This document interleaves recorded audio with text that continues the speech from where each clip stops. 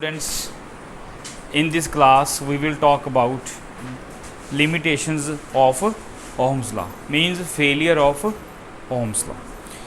ਆਪਾਂ last classes 'ਚ ਗੱਲ ਕੀਤੀ ਹੈ Ohm's law ਕੀ ਹੈ V proportional to I, means V is directly proportional to I but not always. This is not universal law, this is not universal law, not always true but under some conditions it may get fail.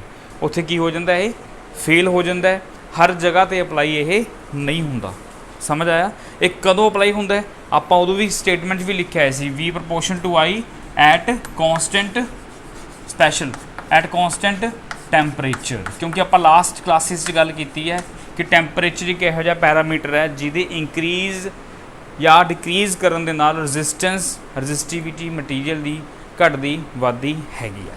ਕੀਤੀ ਹੈ ਨਾ ਆਪਾਂ ਗੱਲ, ਠੀਕ ਹੈ। ਚਾਹੇ ਉਹ material conductor ਹੋਵੇ, ਚਾਹੇ ਉਹ ਮਟੀਰੀਅਲ ਸੈਮੀ ਕੰਡਕਟਰ ਹੋਵੇ, ਬਟ ਇਸ ਯੂਨਿਟ 'ਚ ਆਪਾਂ ਗੱਲ ਕਿਹਦੇ ਬਾਰੇ ਕਰ ਰਹੇ ਹਾਂ? Only about conductor. But conductor ਦੇ ਅੰਦਰ ਵੀ ਜੇ ਆਪਾਂ ਟੈਂਪਰੇਚਰ ਵਧਾ ਦਿੰਦੇ ਹਾਂ ਤਾਂ ਵੀ ਉਹਦਾ ਰਜਿਸਟੈਂਸ ਇੰਕਰੀਜ਼ ਹੋ ਜਾਂਦਾ ਹੈ, ਜਿਹਦੇ ਕਰਕੇ ਕਰੰਟ ਮਤਲਬ ਆਊਟਪੁੱਟ ਆਪਣੀ ਥੋੜ੍ਹੀ ਜਿਹੀ ਘਟ ਜਾਂਦੀ ਹੈ, ਵੋਲਟੇਜ ਲੋਸ ਹੋ ਜਾਂਦੀ ਹੈ। ਸਮਝ ਗਏ ਨਾ? So this is not always true. ਸਮਝ ਗਏ? हाँ। So with the increase in temperature, first failure की है विद इंक्रीज इन टैंपरेचर,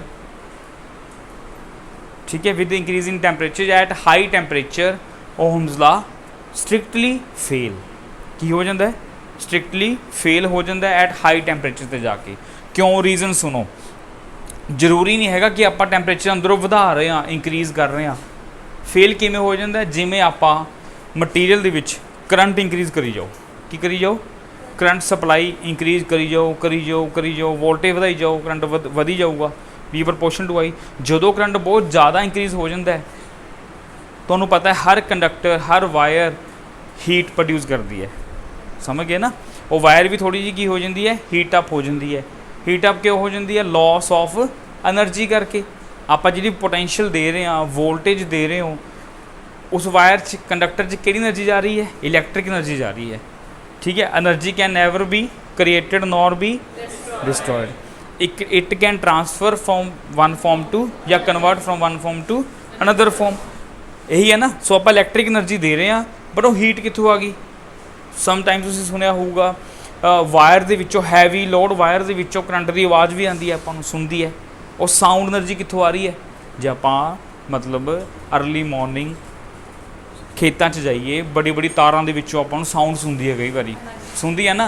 वो साउंड कित्थों आ रही है? इलैक्ट्रिक एनर्जी जो ही अपनी एनर्जी कन्वर्ट होकर जा रही है। समझ गए ना? So some energy is always lost in terms of heat या साउंड दे विच। समझ गए ना? तो जी हीट क्रिएट हो रही है, वो हीट मटीरियल का की वधा रही है? टैंपरेचर वधा रही है। जबकि आपां तां कुछ टैंपरेचर नहीं वधाया, आपां तां की वधा रहे हैं? करंट वधा रहे हैं।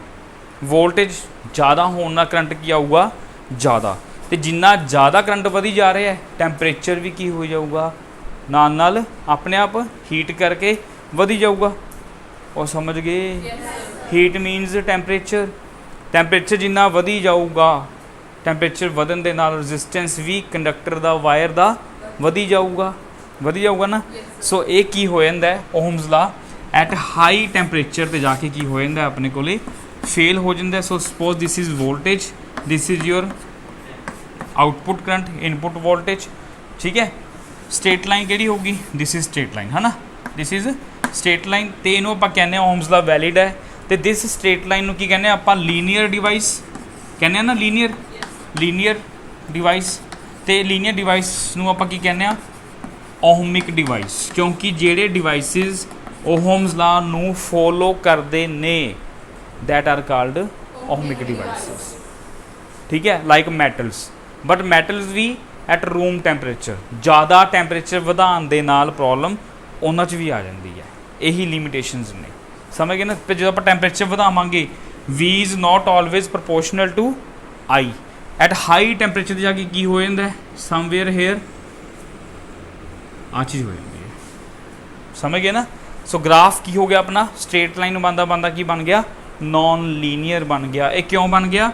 एट हाई करंट या टैंपरेचर, क्योंकि करंट वधूगा हीट वधूगी टैंपरेचर वधूगा, समझ आ गया, रजिस्टेंस वधूगा, समझ गए गल सारी। तो इत्थे आके ओम्स दा की हो गया, फेल हो गया।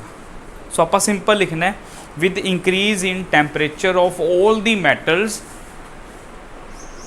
Eight high temperature Ohm's law get fails due to high current, due to high heat, जो मर्जी एक्सप्लेन कर सकते। रीजन की है, रीजन अपनी प्रीवियस क्लास ही है, क्योंकि विद इंक्रीज इन टैंपरेचर की वादा मटीरियल का रजिस्टेंस वादा है, रजिस्टेंस वधूगा तो ग्राफ कभी भी नॉन लीनियर नहीं आऊगा। और समझ आ गया, ग्राफ कभी भी लीनियर नहीं आऊगा, नॉन लीनियर आऊगा at high temperature. So first failure है, समझ गए।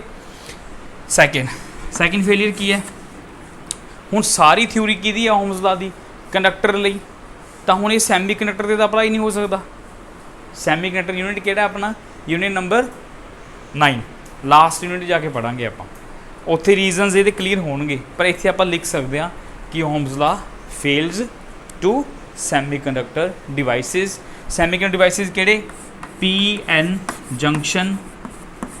जंक्शन डायोड स्पैशली, क्योंकि सारी थोड़ी जी सैमी कंडक्टर है वो पी टाइप एन टाइप ना चलती है, पी टाइप एन टाइप मिला के चलती है। ये की होंदे ने, किवें बनते हैं, है ना, ये गल करांगे आपां लास्ट सिलेबस के लास्ट यूनिट च जाके, ठीक है। फिलहाल ये की है, सैमी कंडक्टर्स है, ये सैमी कंडक्टर डिवाइसिस ने, तो सैमी कंडक्टर डिवाइसिस लई ओम्स लॉ वैलिड ही नहीं हैगा, इट गेट फेल, ठीक है। किस तरह फेल, देखो इधर की है V voltage, this is current, इधर भी की है वोल्टेज, दिस इज़ करंट। इनू आपां की बोलते हैं, फॉरवर्ड वोल्टेज पॉजिटिव साइड के उपर, नैगेटिव साइड पर की बोलते हैं, रिवर्स वोल्टेज। करंट की है फॉरवर्ड करंट, नीचे की है रिवर्स करंट। ये फॉरवर्ड रिवर्स बाइसिंग वगैरह की होंदी है, गल कित्थे होगी जाके यूनिट नंबर 9, ठीक है। इत्थे जस्ट आपां किस लिए पॉइंट पढ़ना है, ओम्स लॉ दे लिमिटेशंस तक पढ़ना है, ਇਹਦਾ कोई मतलब नहीं इस यूनिट ਦੇ ਵਿੱਚ, ਤਾਂ ही ये कित्थे पाया गया, लिमिटेशंस च पाया गया, ਇਹਦਾ कोई टॉपिक नहीं है इत्थे, ठीक है। सो ਇਹ 'ਚ ਕੀ है, with the increase in voltage sometimes current starting increases but at particular voltage current rises sharply. Current की वध जाता, एकदम वध जाता है। देखो ग्राफ फिर लीनियर नहीं है, बस जिहदा ग्राफ लीनियर है यार ओम्स लॉ नूं फॉलो कर रहा है, नहीं हैगा लीनियर तक फॉलो नहीं कर रहा, सिंपल, ठीक है। सो ये रीजनस की ने, क्यों करंट शार्पली इंक्रीज कर गया, ये वो गल कित्थे होगी, 9 unit number 9। Same reverse voltage, current थोड़ा जिहा आंदा है, माइनॉरिटी कैरियर करके करंट शार्पली इंक्रीजेस। इनू पर्टिकुलर वोल्टेज की बोलते हैं आप नी वोल्टेज, यदि पर्टिकुलर जो टेंजेंट ड्रा करके आऊगी वोल्टेज, इत्थे की बोलते हैं ब्रेकडाउन वोल्टेज। इधर किहड़ी हुंदी है, नी वोल्टेज, पर ओदा इस कंडक्टर के नाल कोई लेना देना नहीं है, it is only for limitations, ठीक है। तो graph is not linear, graph linear नहीं आया ना, बस की लिखना है आपां, Ohm's law is fail to the all semiconductor devices PN junction diode नाल फेल हो जाता है। तो पीएन जंक्शन का करैक्टर किहो जिहा हुंदा है, इहो जिहा करैक्टर है। ये करैक्टर किहदा है, स्ट्रेट लाइन करैक्टर किहदा है, ऑल मैटल्स दा एट स्ट्रेट लाइन जिहड़ी हैगी है वो किहदा है, ऑल मैटल्स दा करैक्टर है एट मतलब लिमिटेड टैंपरेचर, ठीक है। जो टैंपरेचर एक रेंज तो बाहर चला जाता है, मटीरियल तो मटीरियल डिपेंड करूगा, फिर ग्राफ की हो जाता है नॉन लीनियर, उत्थे फेल हो जाता है ना। सैमी कंडक्टर की तो फेल ही फेल है, ਉਹਦਾ फेलियर का डायग्राम आ सी कि देखो ग्राफ लीनियर नहीं हैगा, बस इन्ना समझ आना चाहिए आपको, समझ गए, क्लीयर है। उस तो बाद नैक्सट ओम्स लॉ थोनों गल की आपां हुणी, सैमी कंडक्टर तो फेल हो जाता सारे किते। उस तो बाद ओम्स लॉ किते फेल हो जाता है, ohm's law also get fails to the gallium arsenide. एक gallium arsenide, this is also a type of semiconductor, ये भी सैमी कंडक्टर है, ठीक है। इत्थे भी इहदा ग्राफ कहा जाता है अपने को, this is voltage, this is current, sometime इहो जिहा ग्राफ आंदा, ठीक है। ये की देखो हो रहा है, वोल्टेज वध रही है, स्टार्टिंग करंट भी की हो रहा है, इंक्रीज हो रहा है, but after a particular voltage current starts decreasing. जबकि वोल्टेज वध रही है, आ देखो इतों वोल्टेज तो वध ही रही है ना, पर करंट की होना शुरू हो गया, डिक्रीज होना शुरू हो गया, ठीक है। सो ਇਹੋ ਜਿਹੇ ਕਰੈਕਟਰ ਵੀ ਨੇ ਆਪਣੇ ਕੋਲੇ। ਉਹ ਕਿਹੜੇ ਮਟੀਰੀਅਲ ਦਾ ਕਰੈਕਟਰ ਹੈ? ਗੈਲੀਅਮ ਆਰਸੇਨਾਈਡ ਮਟੀਰੀਅਲ ਦਾ ਕਰੈਕਟਰ ਹੈ। ਇੱਥੇ ਵੀ ਓਮਸ ਲਾ ਕੀ ਹੋ ਜਾਂਦਾ? ਸਟ੍ਰਿਕਟਲੀ ਫੇਲ ਹੋ ਜਾਂਦਾ। ਉਹ ਸਮਝ ਗਏ? ਜਿਹਦਾ ਗ੍ਰਾਫ ਸਟ੍ਰੇਟ ਲਾਈਨ ਹੈ ਦੈਟ ਓਨਲੀ ਓਹਮਿਕ ਡਿਵਾਈਸਿਸ। ਬਾਕੀ ਆਹ ਕਿਹੜਾ ਹੈ? ਨॉन ਓਹਮਿਕ। ਆ ਵੀ ਕਿਹੜਾ ਹੈ? Non ohmic. पेपर च क्वेश्चन आ सकता है what are non ohmic devices? The devices which does not follow ohm's law. Example दे दो जी, आ दे दो एग्जाम्पल। आप अगे होर करते हो, एग्जाम्पल दे दो जी मर्जी दे दो, समझ गए ना? आ भी एग्जाम्पल दे सकते हो पर स्ट्रेट लाइन की नहीं, कर्व की। क्लीयर हो गया? दैन नैक्सट की है अपने को? फोर्थ आप कह सकते हैं थरिस्टर। ठीक है, थरिस्टर एक डिवाइस है, ये भी ओहम्स लॉ की हो जाता है? स्ट्रिक्टली फेल हो जाता है। ये 4 लेयर PN जंक्शन डायोड है। ये की है? एक P है, एक N है। ये 2 P ने 2 N है, 4 लेयर बनिया हुई ने सैंडविच की तरह। ब्रैड देखिए ना, ब्रैड सैंडविच। P एक N विचारी फीलिंग होंगी है की होंगी है, बाद च गल करांगे आप। फिर PN P फिर N आ जाए, 4 लेयर बन जाए तो की हो गया? थरिस्टर डिवाइस बन जाए। इत्थे भी की हो जाता? ओम्स लॉ कंप्लीटली फेल हो जाता है। यदा ग्राफ बनाओगे, ग्राफ कह जाऊगा V इधर I। ठीक है, थोड़ा जा करवेचर जी वाला ग्राफ है, यहो ग्राफ है, यहो ग्राफ है। मतलब स्ट्रेट लाइन नहीं आता यार। Voltage is not proportional to I. वो समझ गए? ठीक है, इत्थे भी ओम्स लॉ फेल हो जाता है। एक होर आंदा अपने को ohm limitation, that is water volt meter. Water volt meter. ठीक है, इत्थे भी ग्राफ की होए तो ओम्स लॉ की हुंदा है? फेल हो जाता है वाटर वोल्ट मीटर पर आके। ठीक है, ये होंदा किस तरह ग्राफ तुहाडा? V voltage current I, graph की आंदा है? मतलब ओरिजिन तो ग्राफ स्टार्ट नहीं होंदा। आ ओरिजिन है ना तुहाडा, graph will not start from origin. तो वाटर वोल्ट मीटर च इलैक्ट्रोलाइट यूज़ होंदा है। की यूज़ होंदा है? इलैक्ट्रोलाइट। इलैक्ट्रोलाइट सोल्यूशन होंदा ना। ठीक है, ये की पाया जाता है? वाटर प्लस H2SO4 की मिक्सिंग की जाती है। वाटर के की पाया जाता है? H2SO4। इलैक्ट्रोलाइट बन गया। की यूज़ होंदा? वो वाटर वोल्ट मीटर यूज़ होंदा है।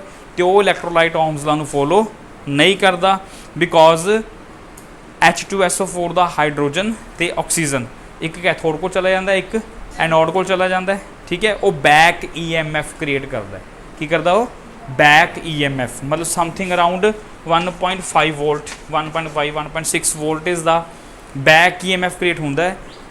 भी जो आप वोल्टेज सप्लाई देंगे ना, सप्लाई देंगे सीधा ही ओम्स लॉ शुरू नहीं हो जाता। की होंदा उत्थे? पहला जी अप्लाई वोल्टेज है वो पहला एनिक वोल्टेज नूं की करती है? खत्म करने लग जाती है। एनिक वोल्टेज अपनी सप्लाई वोल्टेज एनी इनू खत्म करने लग जाती है। बाद जाके जो वोल्टेज तो वधदी है फिर जाके करंट प्रोड्यूस होना शुरू होंदा है। तो एनी वोल्टेज अपनी की हो जाती है? वेस्ट हो जाती है। समझ गए ना? एनी वोल्टेज अपनी वेस्ट हो जाती है। तो एनी वोल्टेज अपनी की होगी? आ देखो ओरिजिन तो ग्राफ अगे चला, वेस्ट होगी वोल्टेज। ठीक है, किदे अगेंस्ट वेस्ट होगी? अप्लाई वोल्टेज बैक EMF नूं खत्म करने दे लई वेस्ट होगी inside the water volt meter. Then after जो वोल्टेज बढ़ाने आपां फिर जाके किते V प्रोपोर्शनल टू I शुरू होंदा है। समझ आया गल?